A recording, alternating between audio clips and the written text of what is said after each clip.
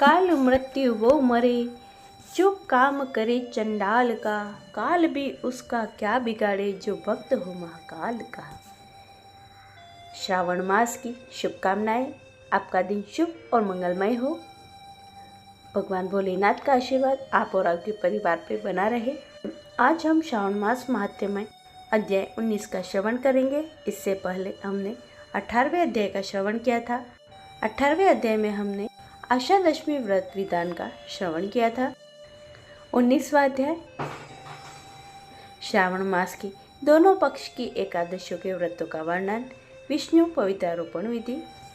ईश्वर बोले, हे महामुनि, अब मैं श्रावण मास में दोनों पक्ष की एकादशी तिथि को जो किया जाता है उसे कहता हूँ, आप सुनिए। हे वत्स, रहस्यमय अति श्रेष्ठ महान पुण्य प्रदान करने वाले तथा महापातकों का नाश करने वाले इस व्रत को मैंने किसी से नहीं कहा है। यह एकादशी व्रत श्रवण मात्र से मनुष्य को वांछित फल प्रदान करने वाला, पापों का नाश करने वाला, सभी व्रतों में श्रेष्ठ तथा शुभ माना गया है। इसे मैं आपसे कहूँगा, आप एकाग्रचित होकर इसे सुनिए। दशमी तिथि में प्रातःकाल स्नान करके शुद्ध होकर संध्या आदि कर ले और वेदवत्ता पुराण यज्ञ तथा जितेंद्रिय विप्रों से आज्ञा लेकर 16 उपचारों से देवादिदेव भगवान का विधिवत पूजन करके इस प्रकार प्रार्थना करें, हे पुंडरीकाक्ष, मैं एकादशी को निराहार रहकर दूसरे दिन भोजन करूंगा। हे अच्युत, आप मेरे शरणदाता होइए।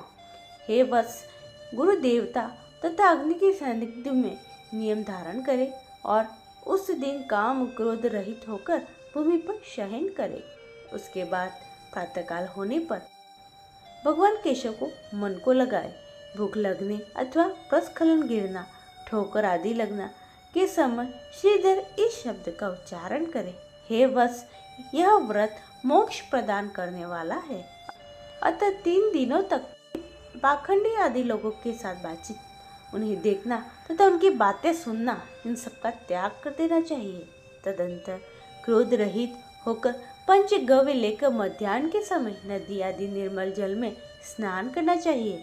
सूर्य को नमस्कार करके भगवान श्रीधर की शरण में जाना चाहिए और वर्णाचार की विधि से सभी कृत्य संपन्न करके घर आना चाहिए। वहाँ पुष्प, धूप, अनेक प्रकार के नैवेद्यों से श्रद्धापूर्वक श्रीधर की पूजा करनी चाहिए। उसके बाद सुवर्णमय पंचरत्न युक्त श्वेत चंदन से लिप्त तथा 2 वस्तु से आच्छादित कलश को स्थापित करके और शंख चक्र गदायुक्त देवादिदेव श्रीधर की प्रतिमा स्थापित कर उनकी पूजा करके गीत, वाक्य, कथा श्रवण के साथ रात्रि में जागरण करना चाहिए। इसके बाद विमल प्रभात होने पर द्वादशी के दिन विधिवत पूजन करके कृतकृत्य होकर बुद्धिमान को चाहिए श्रीधर का नाम जप करे। इसके बाद उन शंख चक्र और गदा धारण करने वाले देव देवी श्रीधर की पूजा करे और सुवर्ण दक्षिणा सहित कलश ब्राह्मण को प्रदान करे। उस समय ब्राह्मण को विशेष करके नवनीत अवश्य प्रदान करे। इस प्रकार प्रार्थना करे, हे भगवान श्रीधर, आज आप मुझ पर प्रसन्न हो और मुझे अच्युत लक्ष्मी प्रदान करे। हे मुनि श्रेष्ठ, इस प्रकार उच्चारण करके जगत गुरु श्रीधर से प्रार्थना करके श्रेष्ठ ब्राह्मणों को भोजन कराकर अपने सामर्थ्य अनुसार दक्षिणा देनी चाहिए। उसके बाद सेवकों आदि को भोजन कराकर गायों को घास खिलानी चाहिए। इसके बाद मित्रों, बंधु बांधवों समेत स्वयं भोजन करना चाहिए। हे सनत कुमार, मैंने आपको इस श्रावण मास की शुक्ल पक्ष की एकादशी व्रत विधि बतलाई है।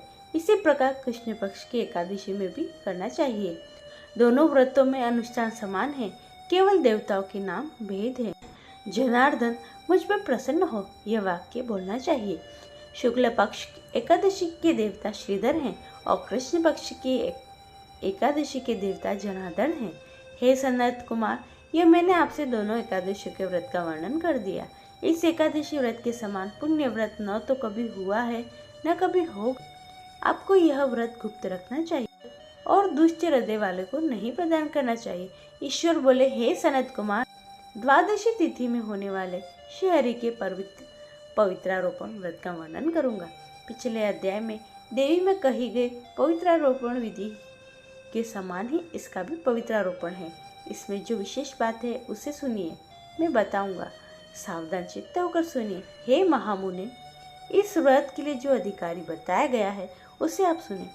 ब्राह्मण, क्षत्रिय, वैश्य, शूद्र और स्त्री, इन सभी को अपने धर्म में स्थित होकर भक्ति पूर्वक पवित्र आरोपण करना चाहिए। द्विज को चाहिए अतो देवा अवंतु न यतो विष्णु वीर्च क्रमे पृथिव्या सप्त धाम भी।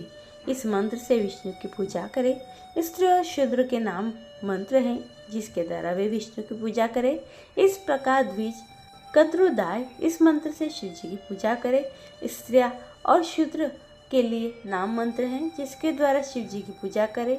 सतयुग में मणिमय, त्रेता में सुवर्णमय, द्वापर में रेशम का और कलयुग में कपास का सूत्र पवित्र के लिए बताया गया है। सन्यासियों को शुभ पवित्र को सर्वप्रथम बांस की सुंदर टोकरी में रखकर शुद्ध वस्त्र से ढककर भगवान के सम्मुख रखें और इस प्रकार कहें, हे प्रभु, क्रियाकलापों के विधान के लिए जो आपने आच्छादन किया है, हे देव, आपकी प्रसन्नता के लिए मैं इसे करता हूँ। हे देव, मेरे इस कार्य में विघ्न न उत्पन्न हो।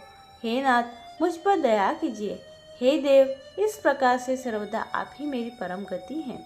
हे जगतपते, मैं इस पवित्र से आपको प्रसन्न करता हूँ। ये काम, क्रोध आदि मेरे व्रत का नाश करने वाले ना हो। हे देवेश, आप आज से वर्ष पर्यंत अपने भक्त की रक्षा करें। आपको नमस्कार है। इस प्रकार कलश में देवता की प्रार्थना करके बांस के शुभ पात्र में स्थित पवित्र की आदरपूर्वक प्रार्थना करनी चाहिए। हे पवित्र, वर्ष भर की गई पूजा की पवित्रता के लिए विष्णु लोक से आप इस समय यहाँ पधारे। आपको नमस्कार है। हे देव, मैं विष्णु के तेज से उत्पन्न मनोहर, सभी पापों का नाश करने वाले तथा सभी कामनाओं को पूर्ण करने वाले इस पवित्र आपके अंग में धारण कराता हूँ। हे देवेश, हे पुराण पुरुषोत्तम, आप मेरे द्वारा आमंत्रित हैं, अतः आप मेरे समीप पधारे। मैं आपका पूजन करूँगा। आपको नमस्कार है। मैं प्रातःकाल आपको ये पवित्र निवेदन करूँगा। उसके बाद पुष्पांजलि देकर रात्रि में जागरण करना चाहिए। एकादशी के दिन अधिवासन करें। द्वादशी के दिन प्रातःकाल पूजन करें। पुनः हाथ में गंध, दूर्वा और अक्षत के साथ पवित्र लेकर ऐसा कहे, हे देव देव, आपको नमस्कार है। वर्षों पर्यंत की गई पूजा का फल देने वाले इस पवित्र को पवित्रीकरण हेतु आप ग्रहण कीजिए। मैंने जो दुष्य कृत किया है उसके लिए आप मुझे पवित्र कीजिए। हे देव, हे सुरेश्वर, आपके अनुग्रह से मैं शुद्ध हो जाऊं। इस प्रकार मूल मंत्र से संपुटित इन मंत्रों के द्वारा पवित्र अर्पण करें। इसके बाद महानैवेद्य अर्पित करके निरांजन प्रार्थना करें और मूल मंत्र से घृत सहित खीर का अग्नि में हवन करें। उसके बाद इसी मंत्र से पवित्र का विसर्जन करके इस प्रकार बोले, हे पवित्र, वर्ष भर की गई मेरी पूजा को पूर्ण करके आप विसर्जित होकर विष्णु लोक को प्रस्थान करें। इसके बाद पवित्र को उतारकर ब्राह्मण को प्रदान कर दे और उसका जल में विसर्जित कर दे। हे बस, मैंने आपसे श्रीहरि के पवित्रारोपण का वर्णन कर दिया। आपसे श्रीहरि के इस पवित्रारोपण का वर्णन कर दिया।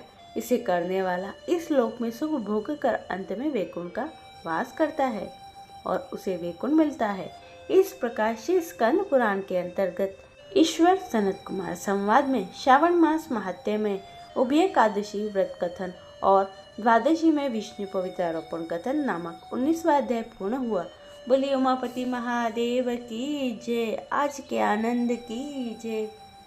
आशा करती हूँ आज का अध्याय आपको पसंद आया होगा। इसे लाइक करें, कमेंट में ओम नमः शिवाय लिखना ना भूलें। सभी भक्तों को राधे राधे।